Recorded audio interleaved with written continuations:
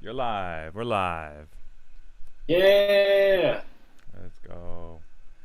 Let's go. Okay. Let's see what we got going on here first. All right. Oh, wrong How's it overlay. looking? Wrong overlay. Boom. Boom. Boom. Boom. And It's the boom. catch. It is in. Touchdown. Eagles finished at the bottom of most defensive passing metrics. They're hoping Darius Slay rebounds from a What are we subpar watching season, here? and this will be the Eagles' debut of safety Anthony Harris. That's not what I wanted to watch. Where are we, Owen? Should be able to at least hurry. We got the Eagles Falcons pre-game Need going. that. Help the Eagles All right. third and sack. Let's just get right into it then. Where is the intro? Oh, there it is. Let's hit it.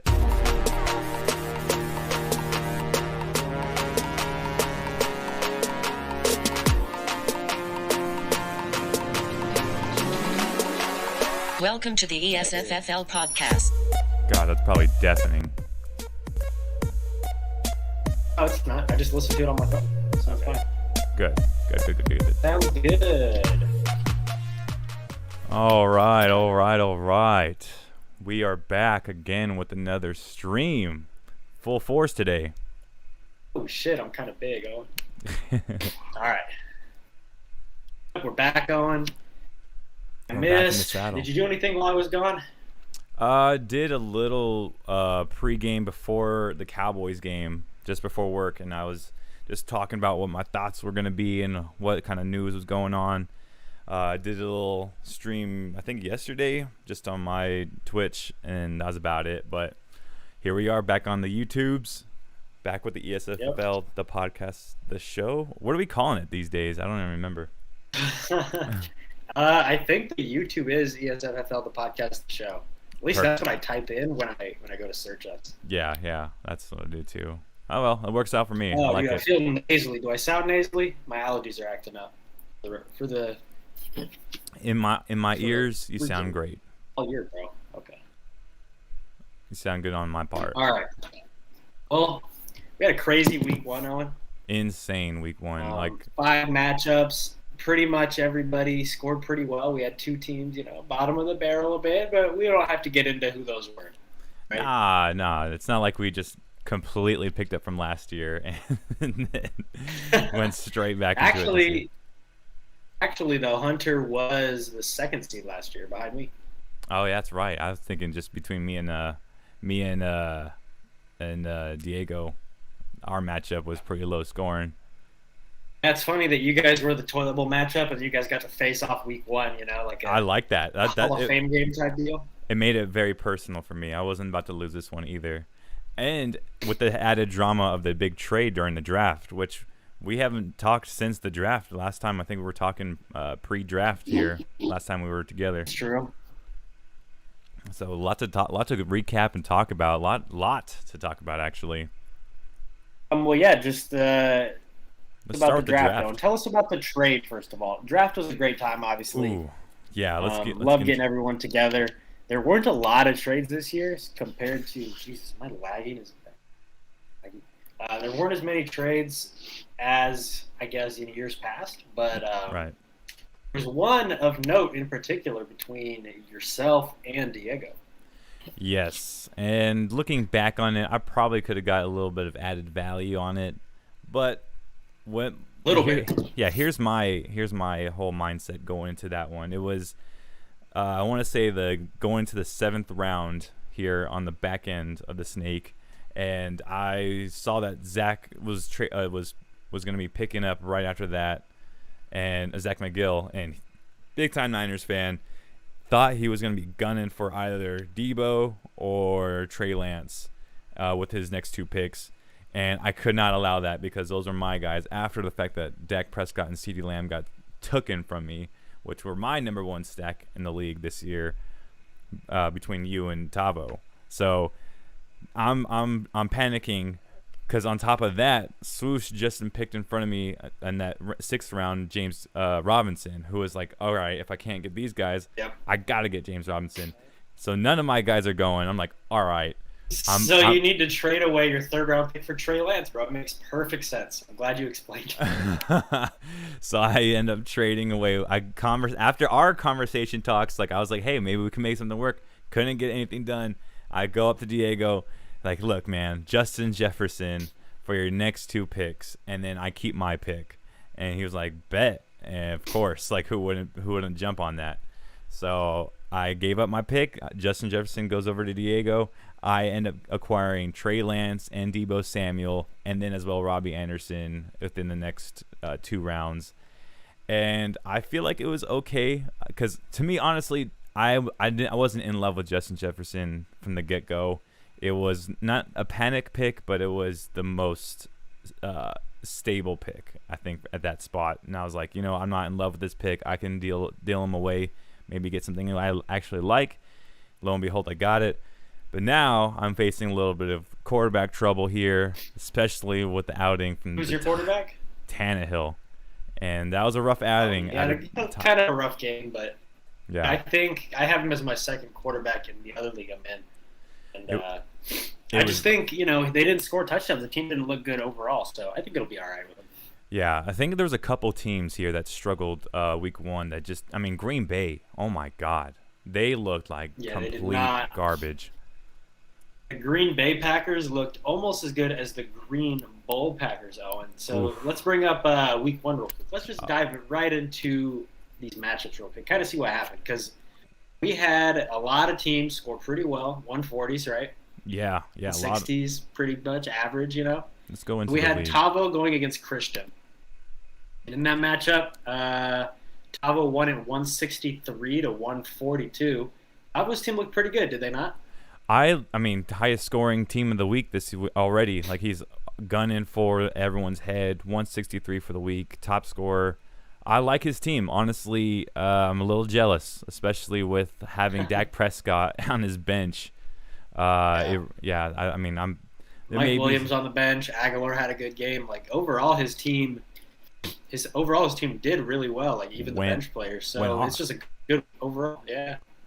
Yeah, Dak Prescott, I'm looking at it right now, 42 for 58, 403 yards, 3 touchdowns, and 13 yards rushing against the Bucks week 1 on his bench. But, I mean, he wasn't wrong with going with Mahomes there, who did all his points in the second half. I thought that was incredible. 337 and 3 plus a rushing touchdown. Yeah, and doing it all against Swoosh and the Young Bucks, just talking about the Bucks. I like the team name. I like the switch up there. The matchup was juicy there. I thought Swoosh was in for a big game, and I mean he was. 142 is a great game. Running backs though just really let him down. Barkley and Robinson both they combined for 10. Yeah, that's never good. And I feel like there's a lot of first round running backs that were big letdowns this week. I mean Zeke had 6 points. Henry had like 9 points or 7 points. So it was really rough for those first rounders coming out the gate, except for Christian McCaffrey, who is amazing as always. Right now, the current number 1 running back. Who would have thought? 1 overall player, right? Yeah. I guess not. He had 25. I don't know. Oh, I forgot. Yeah, Joe Mixon. Quarterbacks obviously passed him up, but yeah, Joe Mixon did good. A lot of people had around 25. We had Cooper get 33. So it's a good week for Tabo overall. Winning by 20. Christian didn't sound too happy about it last night, to be honest with you. Oh, a lot of talk at the end of that Raiders game. I'm sure he was feeling himself after that dub, which, again, just a crazy game. Crazy game. Game 2. Yeah. We also had Steve this week faced off with Jared. Final score in that one, Steve won pretty handily, 151 to 126. And that puts Steve the second highest scoring team. And overall, his team looked good, man. They got a good quarterback, good running back performances, good receiver performances, aside from Ayuk, who got a donut, and Steve still put up that many points. That's tough. Goddard played well. Chris Carson played well. Cooper Kupp balled out. Overall, Steve's team was pretty good. Yeah, very reliable. The entire roster right now. It does look nice. Yeah, and that's even with the 4-point outing out of Baltimore D against the Raiders, which I did not expect at all. I had them winning. I was talking on my stream yesterday. It's like I had the Raiders winning by 10. I did not expect the game that it was, but even that, like the Ayuk donut, like he was able to still put 150. And I don't know. To me, already, This is the best squad I've seen Steve have in a while. Just How it feels, but still only one game, so we'll see. I actually play Steve next week. oh shit. It'll be interesting. Yeah, we'll have to take a look into that for sure. Jared's team overall, I think they did pretty good. He obviously messed up a lot in leaving Trey Sermon in. Mike Evans didn't do that well, but outside of that, his team was pretty solid. I Yeah. need to work on his flexes a little bit. He's got Hardman in there, and I just don't know about him, man. I just don't think he's going to be a player you can rely on week in and week out. Like, you might as well just play Jalen Waddle. See him down there at 14. I mean, the past 2-3 years, I've been the biggest Mecole Hardman fan. He's been on my roster every year besides this year where I'm completely washing my hands of him. I want nothing to do with Mecole. It's not to say that he could possibly do it, but I expect 3 points or less, except for the one-off touchdowns that he usually tends to get. My question is though, the Trey Sermon, like Jared's a vet in this league now, can't be making those mistakes. Christian's calling me right now. Hold on, let me answer this live on the air. Yeah, let's get into it. Oh shit. Hello. Yo, what's good, Zach? What's up, dude? Just doing this live stream right now with Owen, actually. You're on air. You're like in it right now? Yeah, you're live on the air. Oh shit, what's cracking with y'all? What's What's up? up, bro? Bro, I have a question about sleeper, bro. So I'm in my other league right now. I'm the commissioner of it, and for some reason, I can't fucking so Michael Thomas got put on the COVID list today, right? Uh-huh. So it's telling me that I have to take him out of my IR spot, and I don't understand why. Oh, in setting, probably have to turn on the COVID available for IR. like its own setting. Because I'm on the league settings, and I'm on the commit side, and then it says edit lineups, edit. Where would I go? And not edit waiver. No, I'll tell you right now. I might make a trade in that league, and I was like, hold on, it's not even letting me do anything because it says I have to take it out of my IR spot. So in your general settings, it says allow players with COVID IR on 19 if you scroll way down, where like the IR spots are. So I go to the league settings, right? So league settings. Yep, league settings and then general, and then at the very bottom. All the way to the bottom. And you'll see at the top of that list, allow players with COVID-19. Allow players with COVID-19 on IR. Yep. Okay. How do you do it for all the other ones, like the allow out players on IR? Do you use any of those other ones or no? Yeah, I do out, suspended, NA, and doubtful. Out, suspended, NA, and doubtful. Yeah. Those all can go on the IR. That's cool. I'm gonna change it. Yeah, I'm gonna change mine like that then too. So it's what it's for, right? Yeah, no, I think so. Yeah. This is a 12-man though. Ooh. I was trying to trade me already until it stacks. Everybody's trying to trade me for some reason. No, you guys are all in there together? Yeah, That's funny. It's like it's not like a crazy money league. It's only like it was only $30 buying each person. Yeah, just another one to do. Yeah, just another one to do. Test the waters, bro. I'm trying to become a fantasy pro, bro. I'm trying to make it like Phil Yates and them. I feel it, bro. Are you so in regards to since you're already on the show here, we were talking about your matchup. We already passed it up, but you have to say for yourself, Christian. Losing to Tava week 1, bro. Man, I know what. Bro, did you guys see that I had a possible lineup of 194 points? Yeah, I did not. Let me I look did. At that. Bro, I should have been the highest scorer this week. Oh my goodness. Yeah. Damn. Big time. Man, most hurt. The most hurt. Raheem most hurt. Raheem most hurt. And Saquon no legs. I'm just Oh. over there, bro. But some things need to change in New York, and we'll see who drops that money in the waiver wire this week, man. I know, dude. I was already thinking, like, man, I underpaid. Like, I could have easily had Tyron. Isn't it Tyron? Yeah, Tyron Smith. Tyson Tyson. Smith. Oh, Yeah, bro. I nice. should have fucking had him because I have him in my other league, like knowing that he's going to be good, and I just didn't put enough money in. I don't know why I was scared to dump 20 fab in there. Bro, it's that week one. You don't want to just drop that fab on somebody you don't know it's gonna last. You know Yeah, but I think it's going to work out for you. To do it to block Tavo out of it. Tavo didn't even try to pick him up. Oh yeah, that's a big mistake on him. How about this? I'll just give you the fab that you got for him. I'll just give it back to you, and you give me him. Refund. I'll just refund you. Not with Mostert going down. Damn. True. All right, we still got to talk about some trades though, Christian. I'm gonna hit you up later after this podcast. Oh Yeah, shit. no, I was thinking yesterday during that Raiders. Go Raiders. Crazy Talking to game. Christian about trades, he's like, bro, I'm at Buffalo Wild Wings right now, bro. I got to talk about this later. I'm sorry, y'all, for anybody I was talking shit to yesterday in the chat. It was all just for the nation, man. No, that's what we figured, bro. Owen said he's like, man, Christian was probably hyped up from the Raiders game.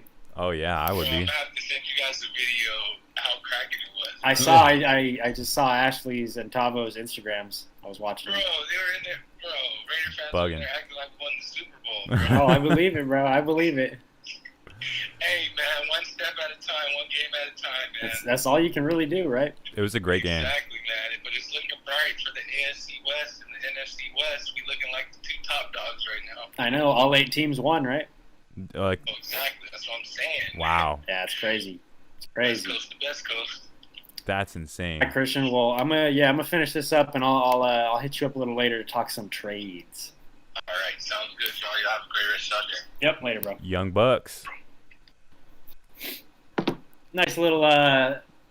for the first- moment guest, right? Our On. first guest. So Christian's team just overall, man, just struggled a bit. But hey, we're gonna talk some trades. Maybe make some moves. I've been trying to acquire some players. 190. Move That's some of my players.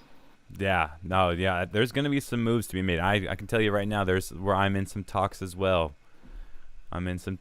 People need some running backs. Lots going on.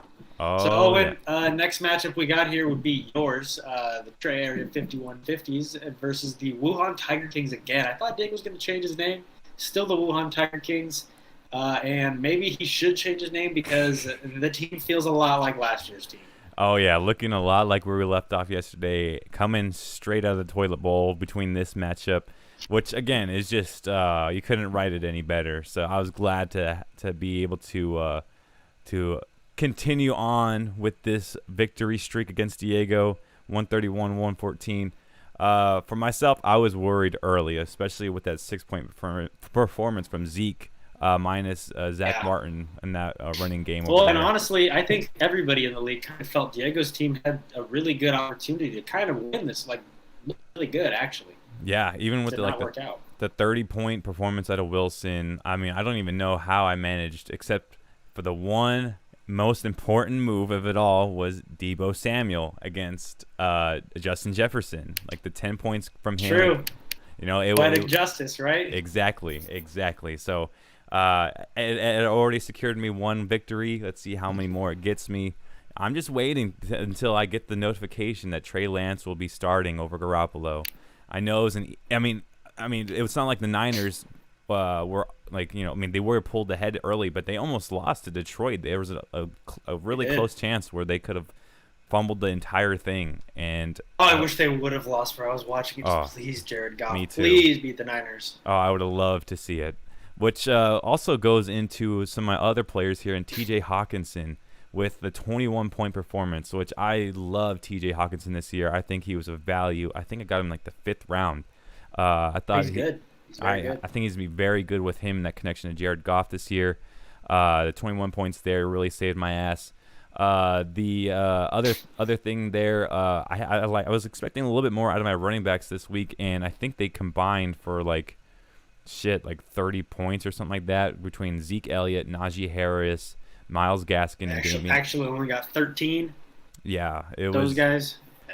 I mean, it was rough. I really thought my running back room was going to be one of the best this year, and I don't know. Week 1 was a tough go.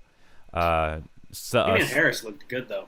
He did, except for the last that one. One of the last plays of the game where he fumbled it within the 10-yard line, and lost the Patriots the game. So look for him to be in the doghouse. But Damian Harris is an easy 100 yards on the ground every game, and that's exactly what he got. Every game.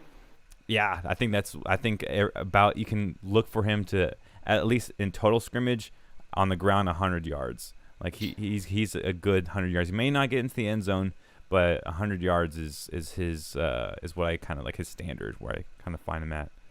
And I'd like to know though, kind of how you feel after this game about your team, because Diego's team left a lot of points out there, right? Like they did not score any touchdowns at all, besides from Russell Wilson. That was crazy. So even if he gets 3, like that's a defeat for you. So you're very close to like almost losing to Diego there. How do you feel like your team's rolling in a positive way? Like they left some points out there too. Obviously, looking at your running backs and Tannehill, is there anything you need to like bandage up that you're worried about? I honestly, I'm seeing some holes left over from the trade where I'm like, okay, I could definitely 189 for Debo probably won't happen every week, No. That it was a crazy performance with him. But the fact that Mostert's no longer there, the crazy out from Trey Sermon. Like the Niners had no choice but to throw it all over Detroit. So I'm glad it worked out for me. And then the Brandon Ayuk pretty much just being non-existent. And then we got the update saying that he's still learning to be a pro, which I could not believe because this is his second year in the league. I'm pretty sure, if not his third. It's gotta be something like with his attitude, right? I could see that. I mean, it explains the donut. Not looking his way. Yeah. Either not knowing the plays or not knowing the routes or whatever the case may be. But it seems like all with everything that's happening at San Francisco, it's worked into Debo's favor. Now he just has to stay healthy, and we're on our way to the ship. Beyond that, I thought, you're 1-0. It's a good 1-0. start. I mean, it's all you can ask at this point. My question is here, looking at Diego, is are we seeing the same old Tiger Kings, same old Diego, same old thing again this year, looking at his squad? Man, I think, honestly, all of his guys had decent yardage. Just missed a touchdown, man. If they get a couple touchdowns, I think Diego's team's looking good. Maybe 4 touchdowns, that's 24 points. This puts him almost at 140. So not anything crazy, Like, he could still have an opportunity to have a good week, too. I don't know who he plays. I'll have to take a look real quick once we're done here with these recaps. But I think his team still has potential. Yeah, it's there. He's gonna be floating around. I think he's like 2 moves away from breaking that level from his past. Next matchup, we got myself versus Hunter. This one, it didn't ever really feel close to me. No, I kind of won wire to wire. He had negative points at Thursday night. Good, not great. His team did great. Good. Kind of like, Again, not a lot of touchdowns for him. He had Stafford, who played well. Josh Jacobs played well. But outside of that, all single digits minus Kelsey and Kareem Hunt. So just a tough week for him overall. He's going to start out 0-1. For my team, I feel okay about this week. Eckler and Clyde, I need more points out of the running backs for sure. Diggs had a down performance, still got double digits. Overall, my flexes played well. Had a good defense performance, good kicker, so just skated by this week. But I have a tough matchup against Steve next week, so I'm feeling like I'm going to need to put up more than 140 to beat it. Yeah, I think 140 is the baseline right there for both your teams. It's probably the baseline. Yeah, and man, Eckler, Herbert, the stack there. It should work out a little bit better. Like I don't think he recorded a single catch in that game, but he didn't. But he was also the hamstring, but still was able to get 13 after being injured. So I think I'm pretty sure we're playing the Chargers next week, so I expect Eckler to have a couple passes in the backfield headed his way. But Chargers, Dallas at home. Yep. So I don't know about Herbert because we were able to actually get a few turnovers this last week against Brady. I know we were hot after the loss. Brady also got 30-something points. Yeah, that's true. It was one of those games. So I think you have a good shot there. Looking at Hunter's team, I know he usually goes hot or cold per season. And speaking of cold, Ronald Jones, the negative -0.2 after his fumble. He's going to be starting this next week, though. He should. He's supposed to still get the start out of the doghouse, but it's tough, man. Like Ronald Jones again with the fumbling issues, which was what did him in last year. the same thing, fumbling, and then it pretty much gave Leonard Fournette the opportunity to do his thing. So we'll see there. I don't think we'll see an 8-point game for Devontae. I consider that low. Like, Devontae is going to be the one to look out for next week if you're playing Hunter for sure, because goddamn, like, to even still get 56 yards on that blowout loss against the Saints, look out. Julio, though, kind of it might just be what Julio does this year, honestly. For 29, I mean, oh, and yeah, it looked great out there. Julio, there was a couple passes in the end zone that he just dropped, which I was very sad about, because being the Tannehill owner. But I like Julio and Tannehill. I think it's going to take a little while for it to develop, but I think that's going to be a nice combo there. And then, of course, Kelsey for Hunter. That's just he's got Kelsey. I mean, Kelsey's just a lock for what, like 20 a week, it feels like. Pretty much. Hunter's got to make some moves. I've got to make some moves. But, hey, 1-0 over here and 0-1 for Hunter. Last matchup, I'm going to save this one for last because it was the closest. We have Josh versus Zach. Final score was 141 to 139. Super close. Came down to the last, literally like the last drive. You know, the Raiders game was close. Kenyon Drake was in there for Zach. Just barely able to not. You know, it kind of surprised me because I felt like they would have had Kenyon Drake in during those drives because he's a better pass catcher.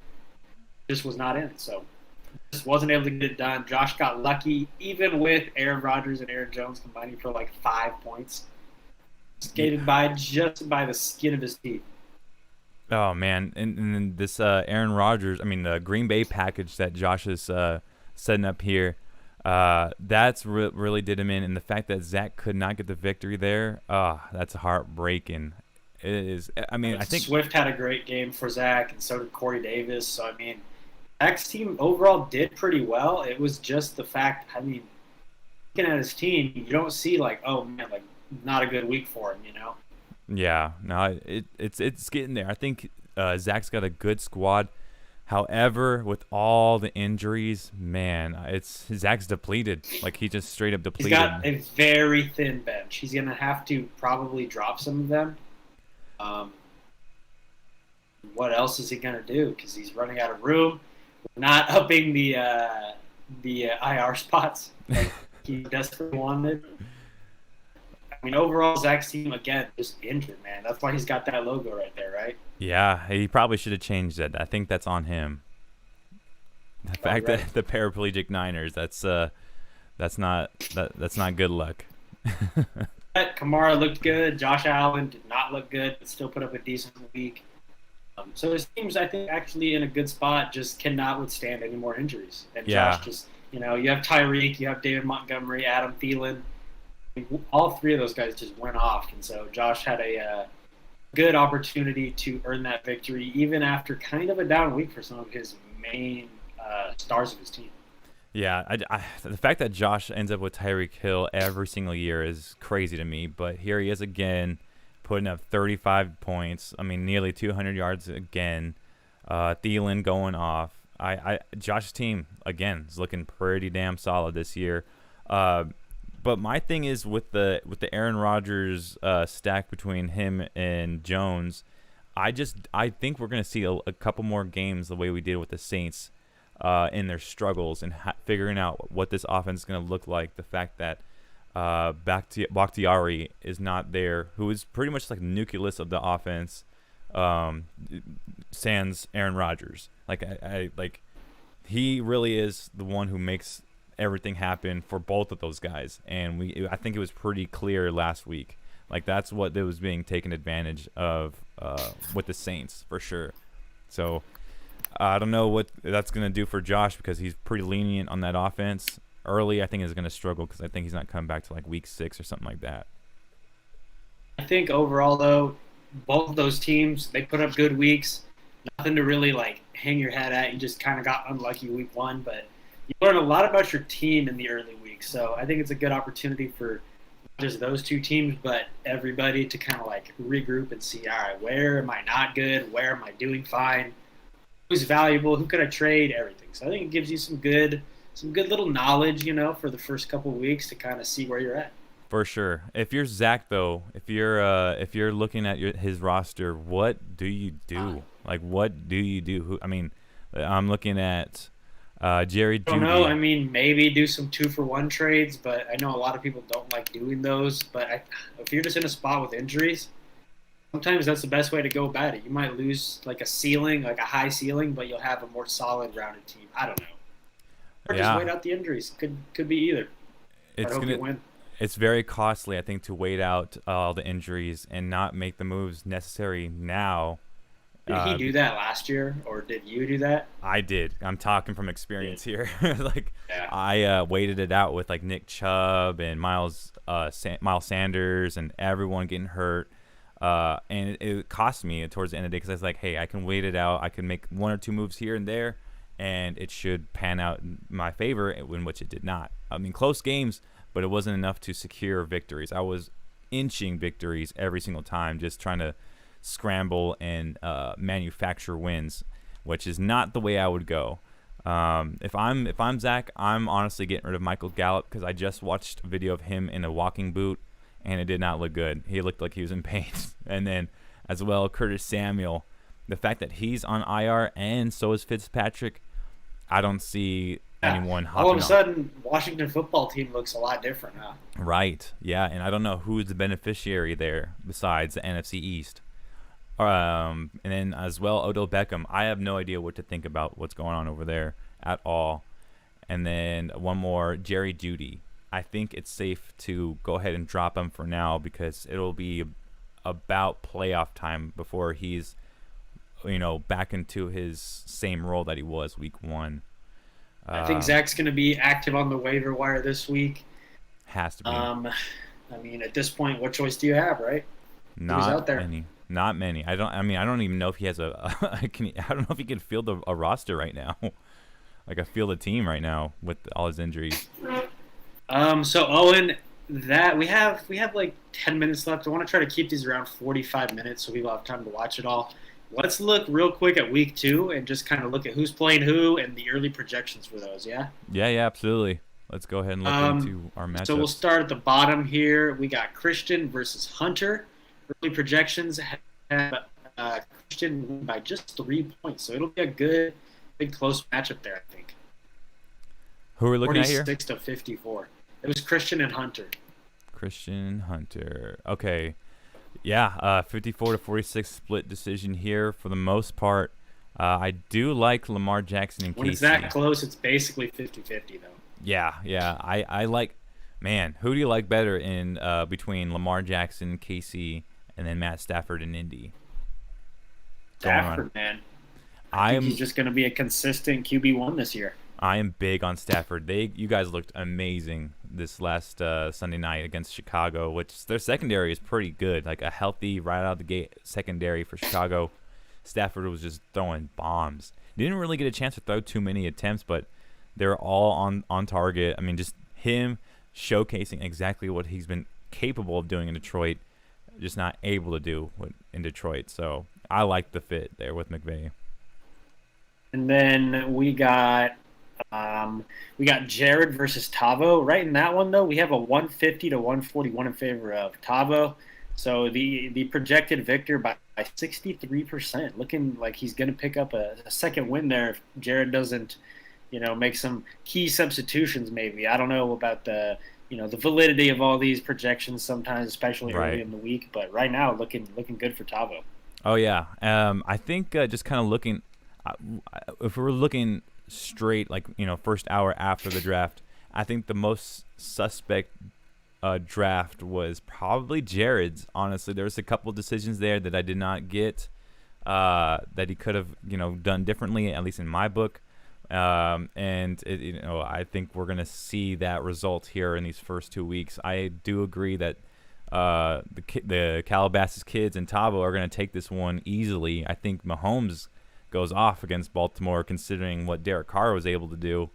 Kyler Murray, though, I love the fact that he was able to, Jared was able to reacquire him, as well as Dalvin Cook. Man, Jared just sent the text right now. Not looking forward to hearing what y'all have to say. Oh shit, that's funny. It's funny. You just said he has the worst draft. Fuck. Well, I mean, I like between these first two matchups here, these first two positional matchups. Give me Kyler Murray, Dalvin Cook for Jared. What say you the rest of the way? It's honestly hard to judge a team after 1 week because what happened week 1 is not always going to happen, obviously, or it's even more likely not going to happen. So, Jared's team, I mean, I think he could upset Tavo this week, honestly. Oh man, I think Darren Waller is a X factor there for sure. Except if he can just move away from Cole, to be honest. I mean, if you do, it's kind of a smart play given that you're going against Mahomes. But man, I think he's maybe 1 or 2 moves away from at least. I mean, you're probably gonna have to put up like 150 here at least to match up with Tavo. Probably so. We have your matchup with Josh as well, 146 to 137. Kind of run us down, Owen, what you're thinking about this matchup. You're obviously projected here to lose.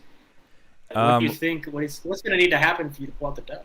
So for me, I had just made the move right now to see what it would look like if I threw in Jamal Williams in the flex.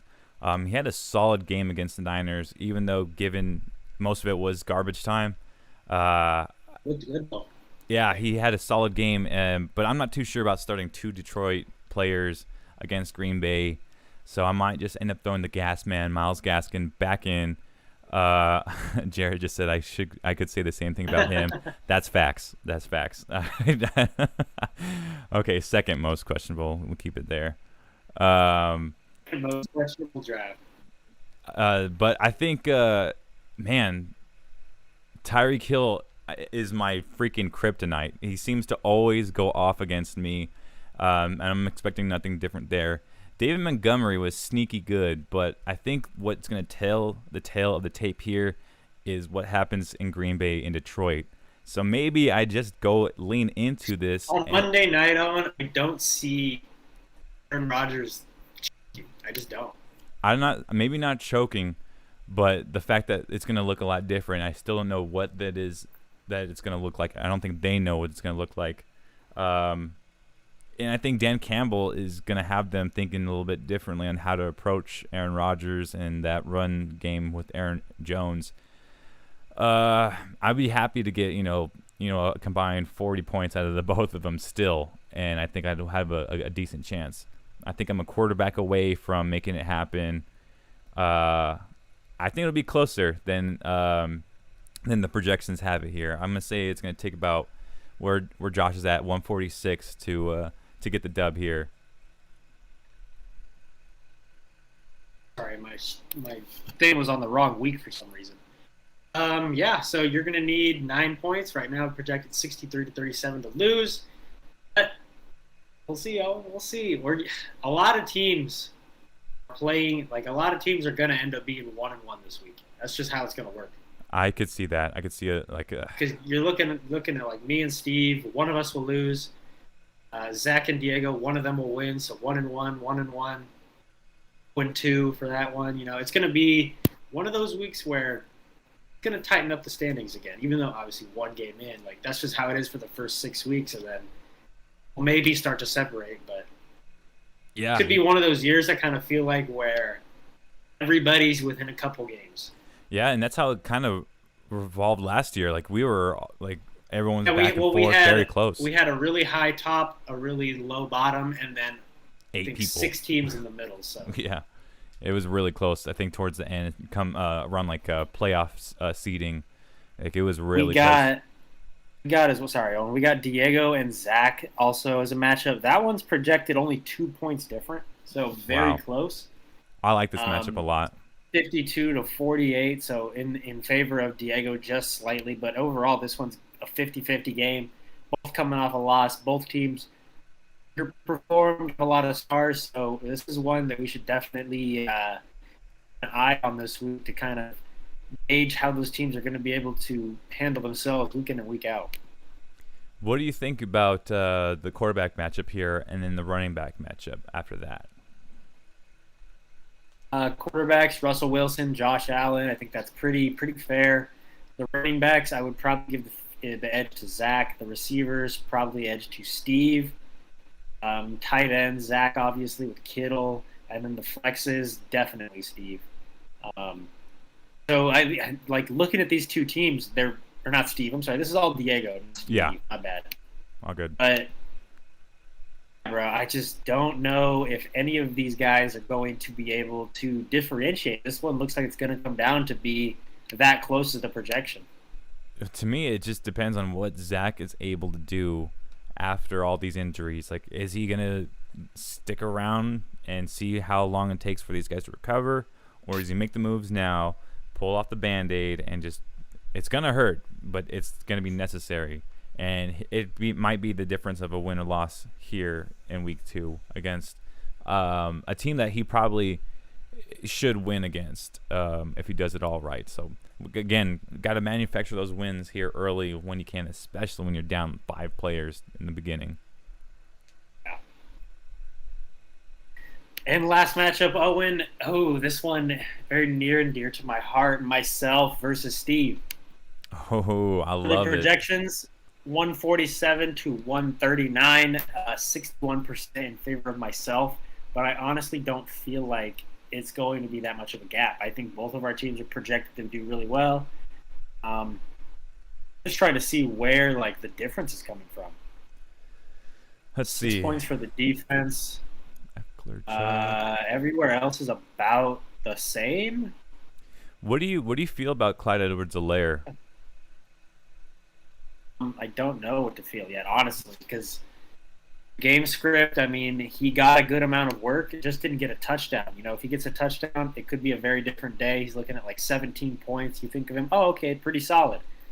But, man, just with the Chiefs, that's just how they work, man. It's either going to be a good week or a bad week. It's not going to be anything great, I don't think, ever. So it's just unless they change who they are on offense, I don't know. I don't know if it's going to be a long-term solution for me. I think he's good.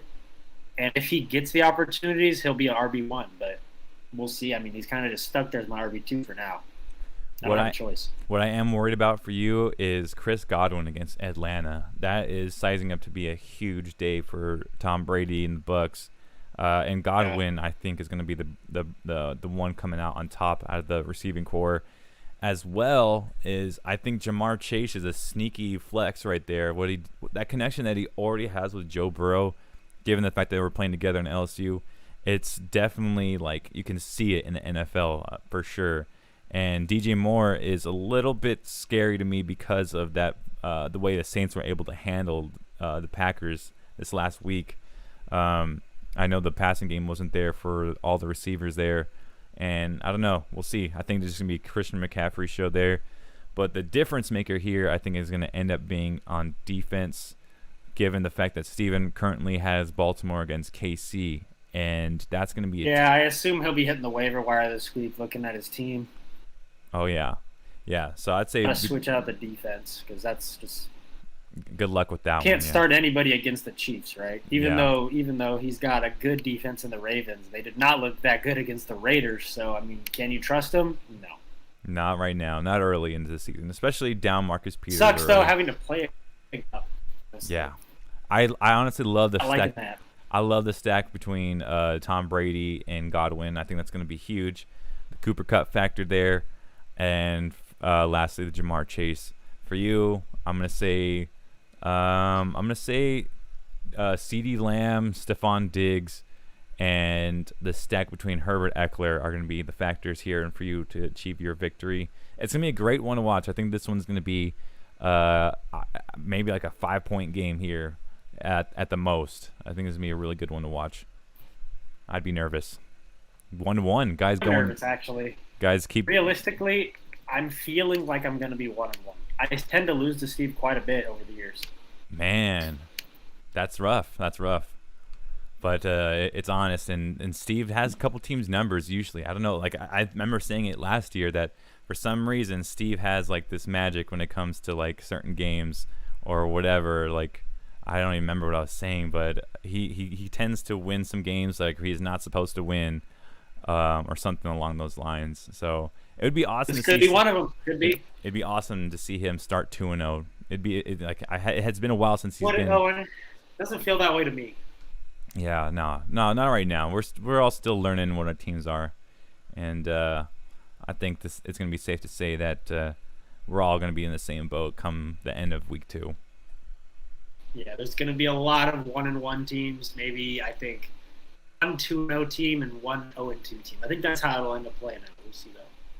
Yeah, So, is excited. there anything else you wanted to discuss? We're almost done here. We've kind of projected week 1. Give me your best team of the week. Let's end it with that. Team of the week, I'm going to say goes. Man, I could see. Give me the Calabasas kids to run it back again as the top dog of the week. I just think there's a lot of points, a lot of high ceiling potential for that team. And I think, honestly, I don't know what Zach's going to do. I have a feeling Zach's fantasy team isn't going to make the moves necessary to secure a dub, and that's going to be his downfall, and he'll be the team with the least amount of points at the end of the week 2. I think the top team this week, I'm going to pick Josh. Okay. And for the low team of the week, I will pick. Wow, this is kind of tough. I will pick.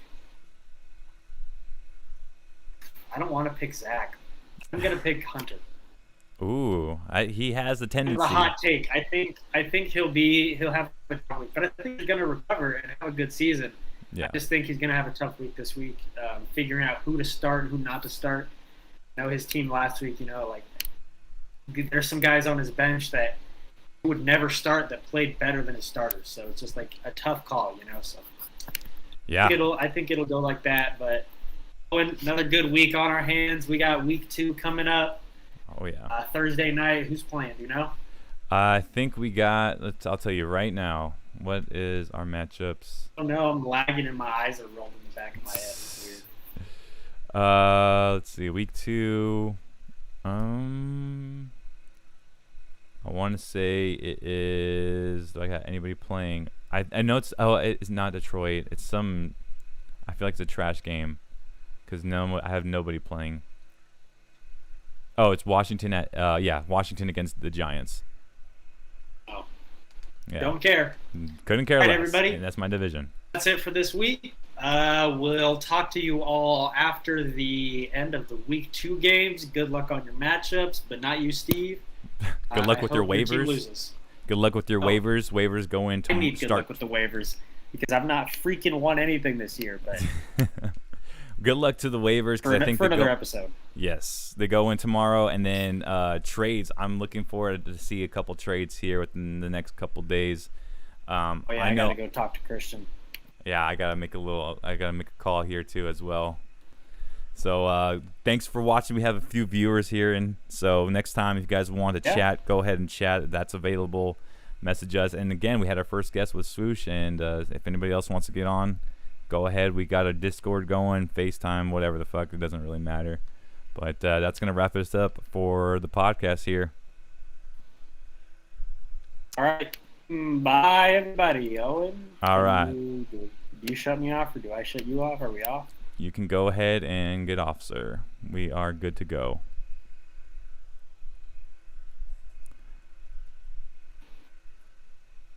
Well, let me see here. Stream shut off or no? I'm naked. I don't want to stand up. Don't stand up. Okay, now it's good. All right, Owen. All right. Good stream. Good stream. All right, bye.